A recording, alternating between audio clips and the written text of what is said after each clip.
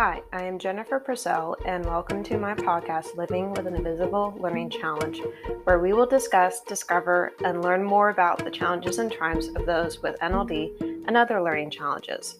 I do have a website for this podcast, and it is called livingwithnld.com. I also have a Facebook, Instagram, and Twitter account for the podcast. They are all under the same name, which is Living with NLD. I also have a YouTube channel for the podcast, which can be found by Googling the title of the podcast, which is Living with an Invisible Learning Challenge. I would like to tell you about a nonprofit that I use for my research for this podcast. It is called the NVLD Project, and I use their blog for my research. They are a nonprofit that is based in New York and is trying to get NVLD back on the DSM, and they provide many resources for people with NVLD on their website. I'll provide you with the website for them in the podcast description. All proceeds from the ads on this podcast will be donated towards the NVLD project. Please feel free to explore the other topics on the podcast, and hopefully you will learn something new from them. I hope you enjoy today's episodes.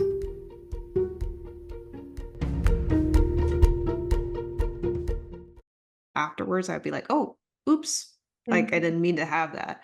Right.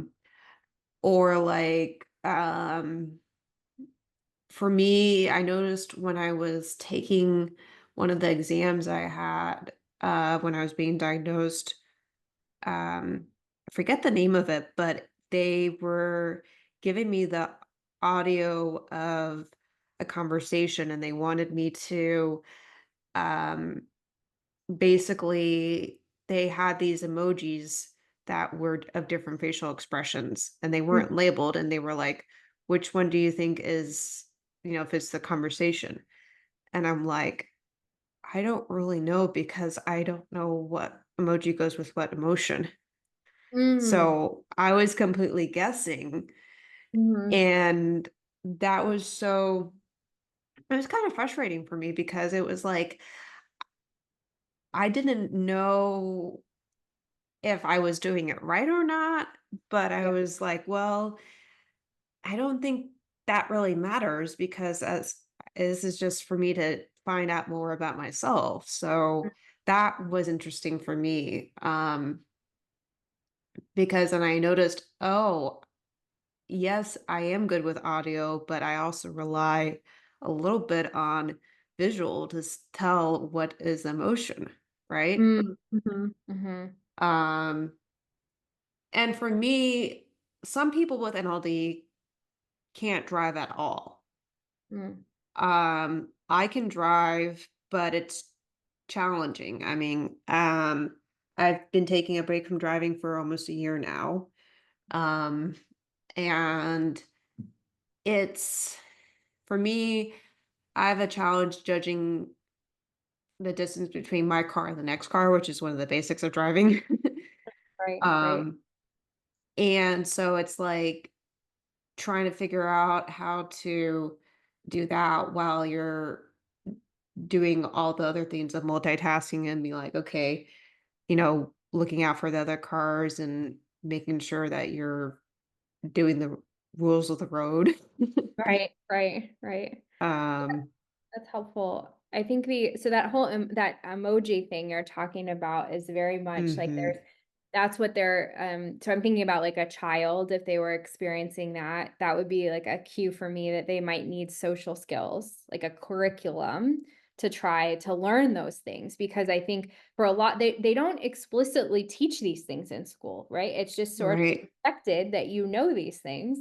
And some people just need them taught. And once they're taught, then it's fine, right? But it's just a matter of sort of that teaching and that practice. And I think that's sort of where you get into that can also be a challenge with special ed in general, because the definitions and such will say like there has to be an adverse academic impact, but it means like Mm, academic and functional can mean social.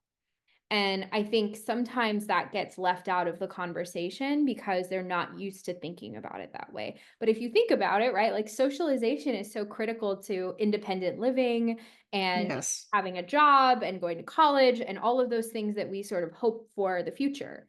Regardless of sort of your level of ability, we want people to be able to live independent lives to the extent that they can.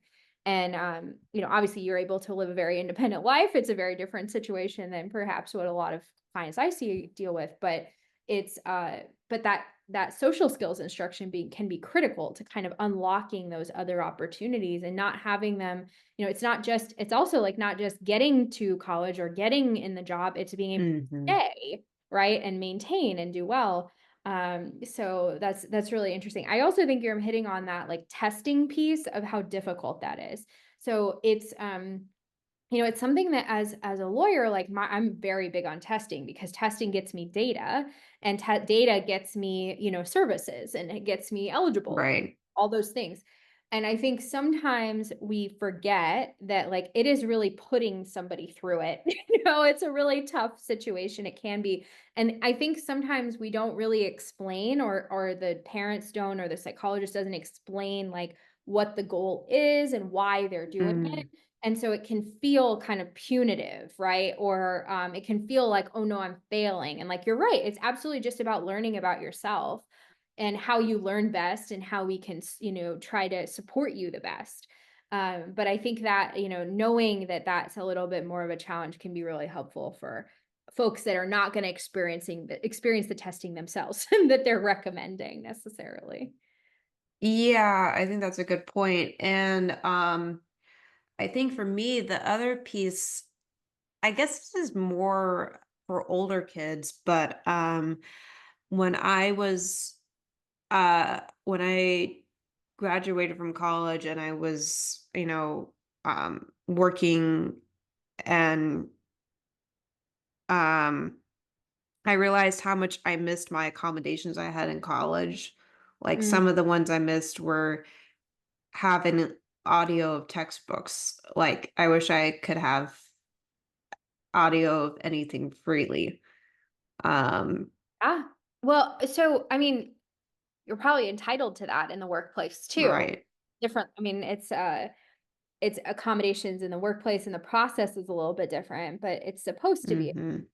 follow you. But I think sometimes that there's that disconnect where we don't, or the systems don't really explain to you how to access them, right? So you figured out how to navigate the college accommodation system, but I don't know that the college accommodation system told you about like how do I do this in the workplace. Right. That's something that in theory the Department of Aging and Rehabilitative Services, or whatever it's called in whatever state you're in, that voc rehab is supposed to help with. But you know, a lot of folks that are living more independent lives may not access those resources, Mhm. but they're there to be helpful. And it is tough to kind of be able to know how to get all of those different things. That's something, for what it's worth, it's that jump from college to the workplace. It's similar, I think, in some ways to the jump from like high school to college. Of It's a different kind of system. I've Mhm. heard some folks will say, you should transition from an IEP to a 504 before you go to college so that it's easier when you get to college.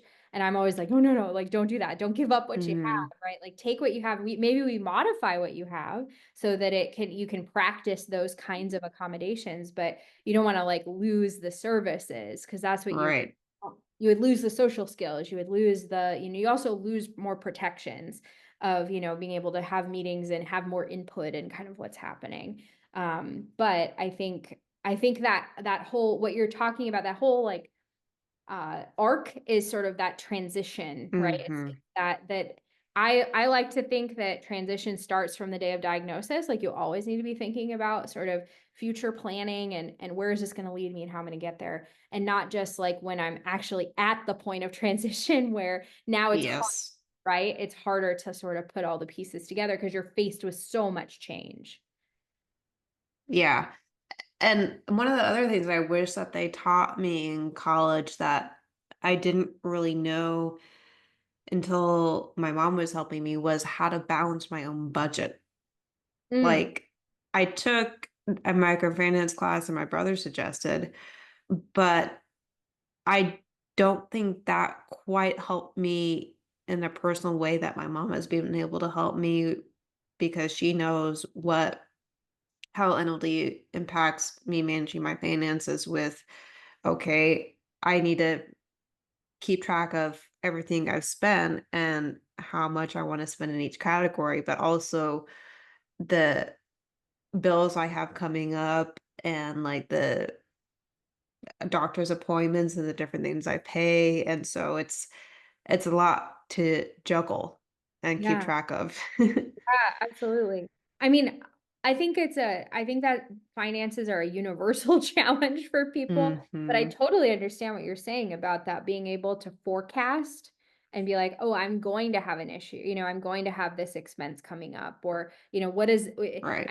I think my gut reaction is that this might have been easier when we paid with cash for everything, because we Yes. concrete kind of way of doing it. I'll say, like, I've seen in a lot of IEPs this kind of money management thing. And I have yet to see, I'll be honest, like, I've yet to see it done really well where it's actually functional. But like, they're in theory supposed to be addressing those kinds of things. But you're right, like, Hmm. college is going to give you some of it, but it's not going to get you all of it. And I think that's where, you're fortunate to be able to have people in your life that can support you. But there are, in theory, there are resources out there that are supposed to be doing that. It's just a question of whether you access them or whether they're actually doing it. Yeah, that's a good point. Because I know for me, it's like I it's hard for me to like remember, okay, this is I keep track of what I spend in different categories, and then I have to remember, okay, also what um now with the townhouse, it's like, okay, I also have those bills with the utilities and the trash and with the HOA and the taxes. It's like, okay, now it's a little bit more adulting. And when I Yeah, move in yeah. there, I'll be buying groceries and um have Wi-Fi and even more. So it's my mom used to call it, there's no mommy store anymore. I can't go up to her room to get deodorant or toothpaste or Yeah. soap. I have Right. to go buy it on my own, which is Right. like, oh yeah, duh. Because I was making a list today of um just basic things I'm gonna have to buy for my home. And it's like, oh yeah, this is, some of it is staples like dry goods, but it's it applies to to what we're kind of talking about, because it's like you sometimes you wouldn't think about it until you need to be more independent of, yes, I do rely on these things from my parents so much. Oh, I need to be getting these on my own now.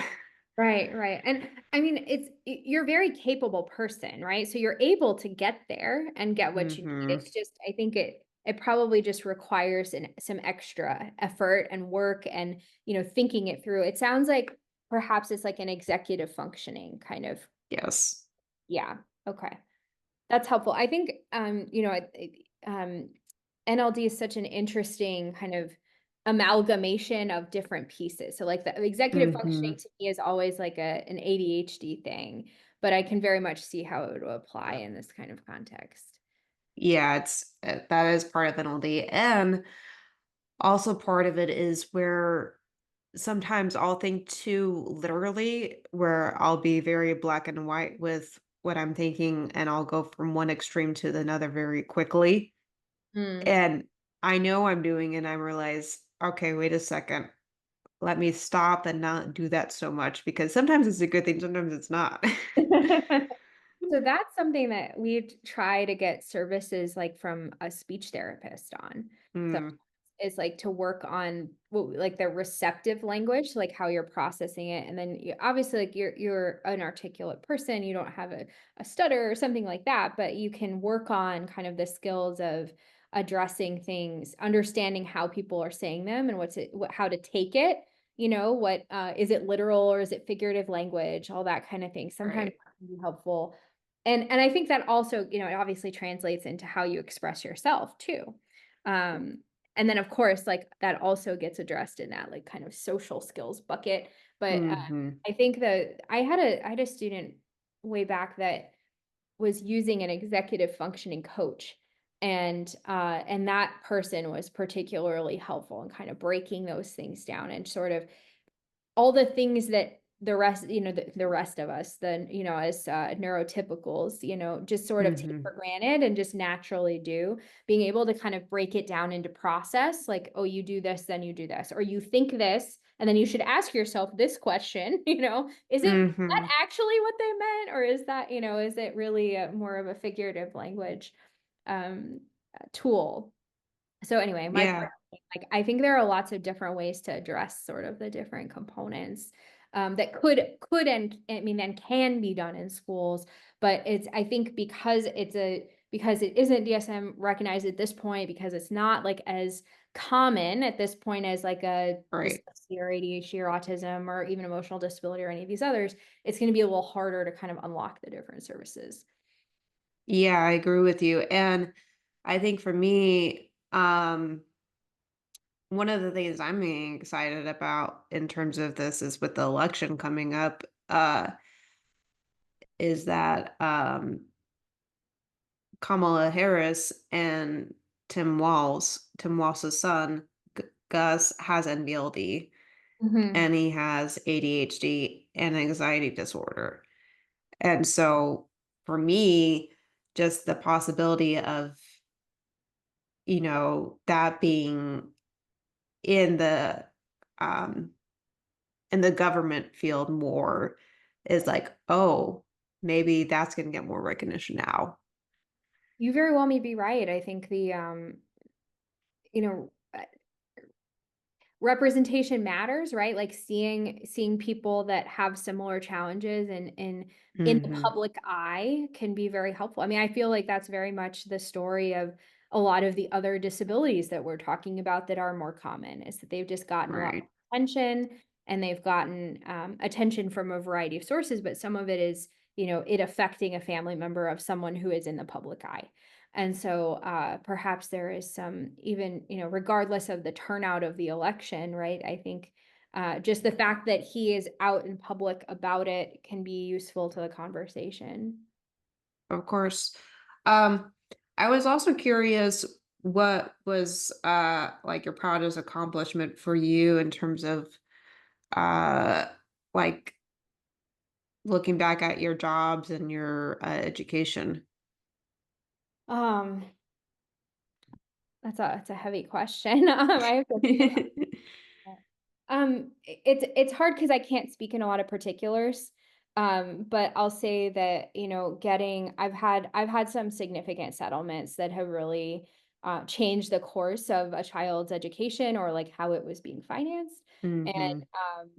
I think there's a lot of sometimes families wish, so I actually haven't had to go to a hearing. I've filed for Mm. many, I have settled all of them. And I think even many times I don't even file for the hearing. I just get to the settlement before we even get there. Which, I think can be I take a lot of pride in that because that means we're solving a problem and moving the thing forward without all of the contentious litigation. If it comes to it, I'm game. I'm down. I'll do it. But I think the ability to kind of move forward faster and to be more in control of what the outcome is can be really helpful. Sometimes families want, their day in court, or they want the school to apologize to them for what's Mm. gone on, and I that just doesn't happen. It just doesn't. You might get the greatest settlement in the world, but it's not going to come most of the time. It's not coming with an apology. And I think getting families to recognize that can be good when you can get to like, but they're getting all these other things, right? And um, Right. so I've had some of that. I've had some, um, I was fortunate enough to get to intern when I was in law school at the Department of Justice in their disability rights section, and I have referred cases to them since that have gone on to be investigated. And so that's, that can be rewarding. They're still pending because those things take forever.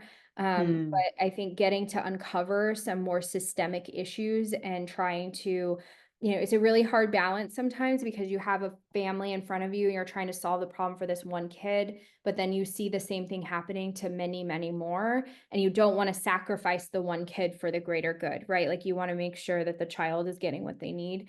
But so whenever I've found ways to kind of accomplish both things has been positive.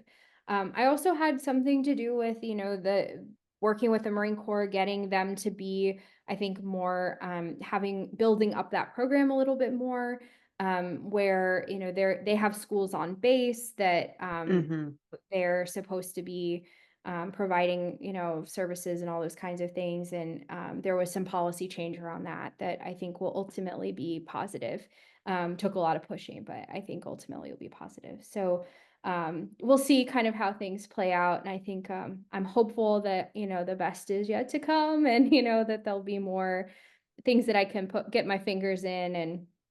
And, but I also recognize that, I'm getting put in a lot of really of positions where I'm able to serve the families are living the hard part. Like they're the ones that are that are dealing with the struggle, and any role that I get to play, or my students get to play, or the clinic gets to play in their lives and in solving problems is a blessing. And I'm hopeful that we can move balls forward across the board.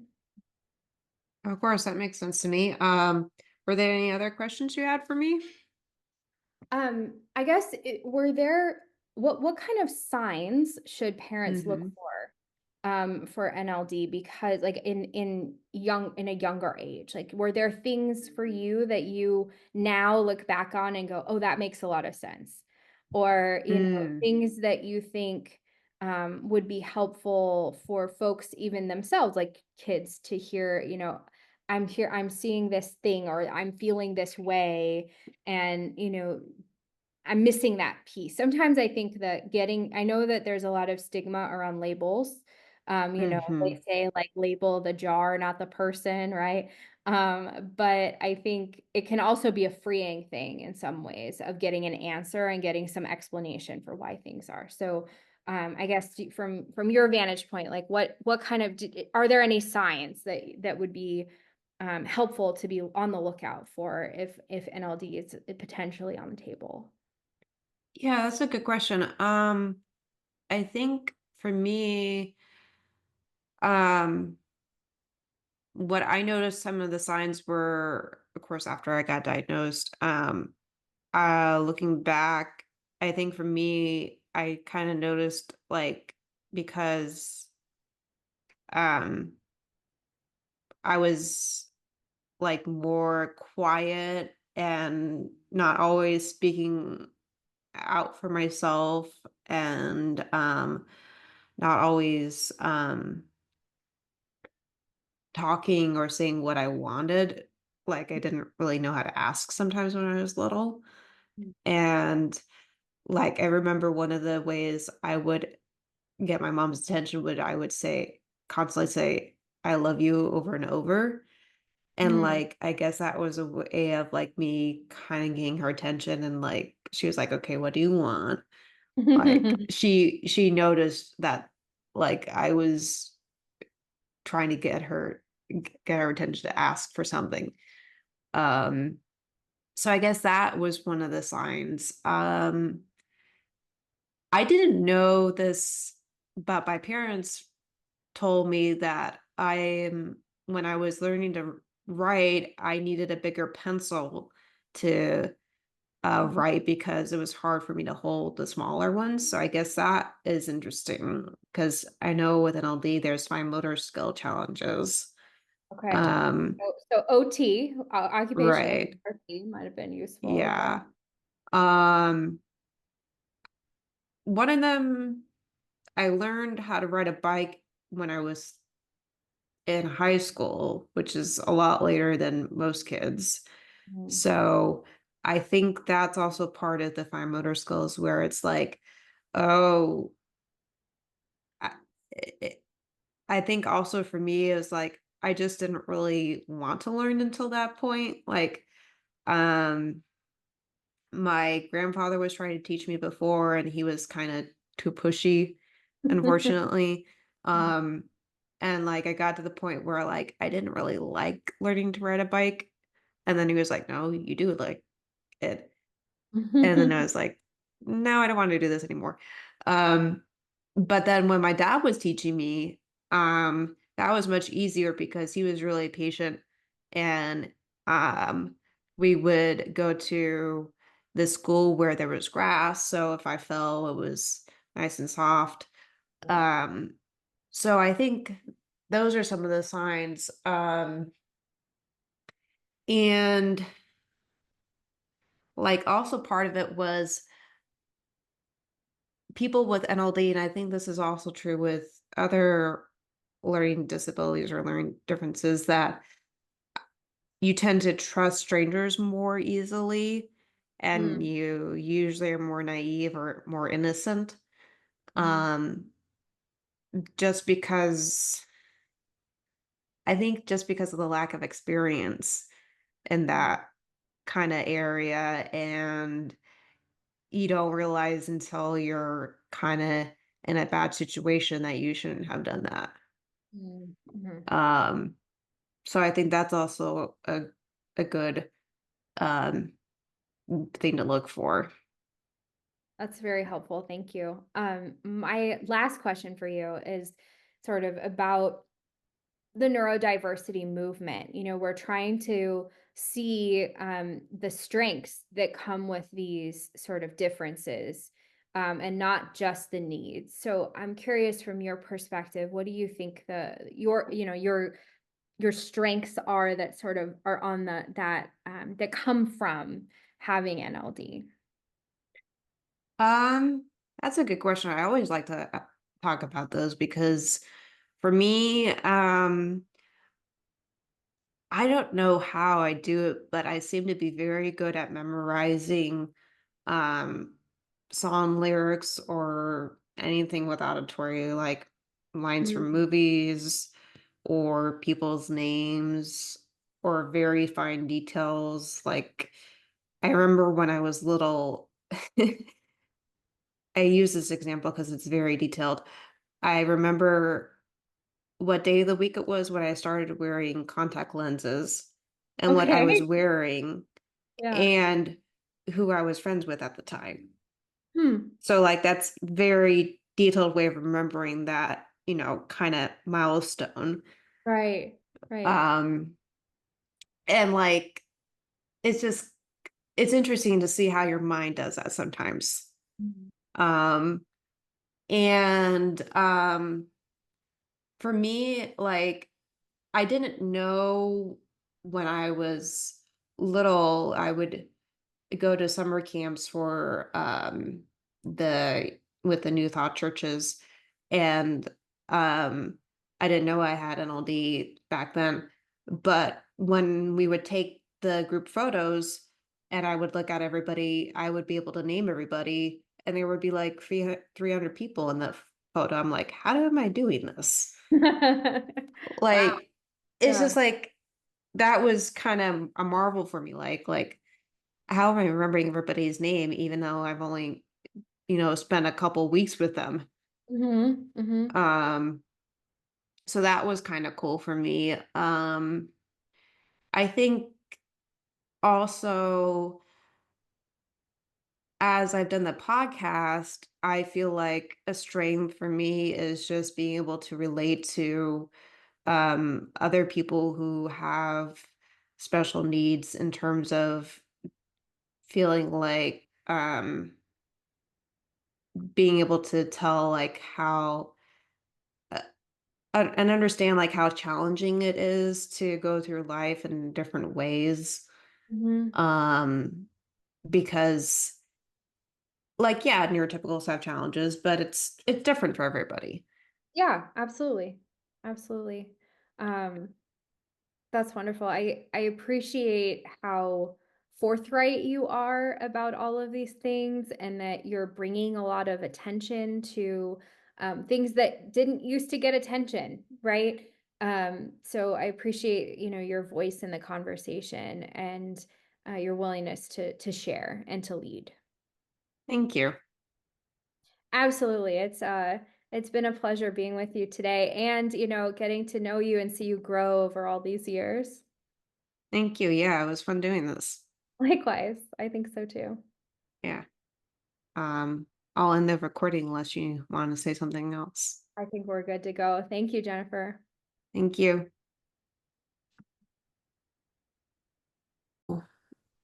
Hopefully, what you can do with these episodes on this podcast, Living with Invisible Learning Challenge, I would like to challenge you to journal about the episodes and just see what you learn from them. Or you can share about the episodes with your friends and family and see what they can learn from them. And as always, I will post the links to the articles that I use in the description of the podcast. And please let me know if you know somebody who you think would want to be interviewed on this podcast, or if you yourself would want to be interviewed. Please email me. I have my email on my website, and I also have it pretty much pretty accessible on Facebook and Instagram through messaging as well. So you can get in contact with me in those ways.